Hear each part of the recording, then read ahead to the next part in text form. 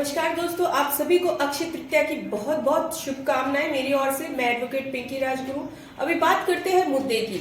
बहुत से पतियों के फोन आए हैं कि मैम पत्नी चली जाती है मायके और वहां से केस कर देती है ताकि मैं हो जाऊं परेशान, मेरे परिवार वाले हो जाए परेशान। अगर आपको भी यही परेशानी है कि पत्नी आपके साथ रह रही थी, आपका झगड़ा हुआ, वो अपने मायके चली गई, मायका दूर है, इसी कारण से आपको बेवजह परेशान करने के लिए उसने मायके से या फिर वो जहां पे रह रही है वहां से आपके ऊपर केस डाल दिया, आपके परिवार का भी नाम आ गया, आपके परिवार वाले और आप है बहुत ज्यादा परेशान कि आपको आने जाने का खर्चा इतना लग जाता है, ऊपर से टाइम वेस्टेज होता है, तो आप करें तो क्या करें। तो इसका पूरी तरह से समाधान आपको देंगे, लेकिन पहले चैनल को सब्सक्राइब कीजिएगा, वीडियो को पूरा देखिएगा।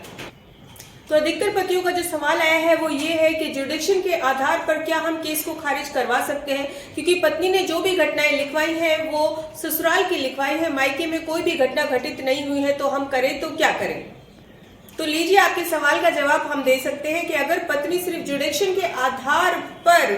केस वहां से करवा रही है जहां पे वो रहती है, या फिर मायके से करवा रही है सिर्फ अपनी सुविधा के लिए, जबकि कोई घटना वहां पे हुई ही नहीं है, तो आप इस केस को जुडिक्शन के आधार पर खारिज करवा सकते हैं। जानते हैं वो कौन सा केस था, हाईकोर्ट ने किस केस में ये ऑर्डर दिए हैं कि जो जुडिक्शन के आधार पर केस को खारिज किया गया है।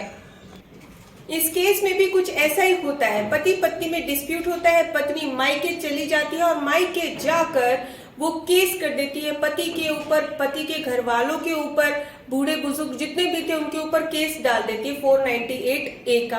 अब जो पति के घर वाले थे, पति का परिवार था, वो जाता है उसके लिए हाई कोर्ट और हाई कोर्ट में क्वेश्चन की पिटीशन डालता है और जुडिक्शन के आधार पर उसको चैलेंज करता है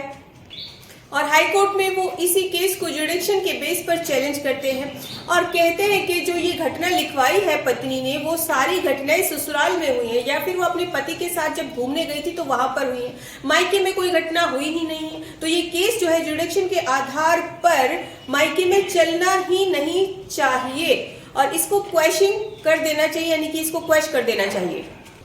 अब पत्नी के द्वारा जो वकील था वो भी क्या कहता है, सुन लीजिए।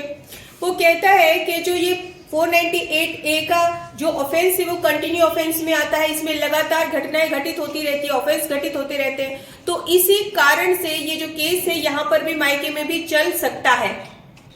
तो इस मामले में हाई कोर्ट के द्वारा माननीय सुप्रीम कोर्ट के ऑर्डर को भी देखा जाता है और मेन जो बात होती है वो ये होती है कि ये कंटिन्यू ऑफेंस है या नहीं है। लेकिन इस मामले में सारी घटनाएं जो पत्नी ने लिखवाई थी वो ससुराल में हुई है, ये लिखवाई थी, या फिर पत्नी जो बाहर रही अपने पति के साथ वहां पे लिखवाई थी। मायके में कोई घटना घटित ही नहीं हुई थी, वो पत्नी मायके आ गई थी, उसके बाद 498A की कोई घटना घटित ही नहीं हुई थी, यानी कि ये कंटिन्यू ऑफेंस में आता ही नहीं है। तो अगर ये कंटिन्यू ऑफेंस में नहीं आता है, मैं फिर से क्लियर कर रही हूँ, अगर घटना बार बार घटित हो रही है तो कंटिन्यू ऑफेंस में। लेकिन इस केस में पत्नी के द्वारा जो लिखवाया गया वो ये था कि जो सारी घटनाएं मेरे ससुराल में हुई है या फिर मैं अपने पति के साथ बाहर रही थी वहां पे हुई है, मायके आने के बाद 498A की कोई भी घटना घटित नहीं हुई है, यानी कि कंटिन्यू ऑफेंस नहीं बनता है। और इसी बेस पर हाई कोर्ट ने इस केस को खारिज कर दिया।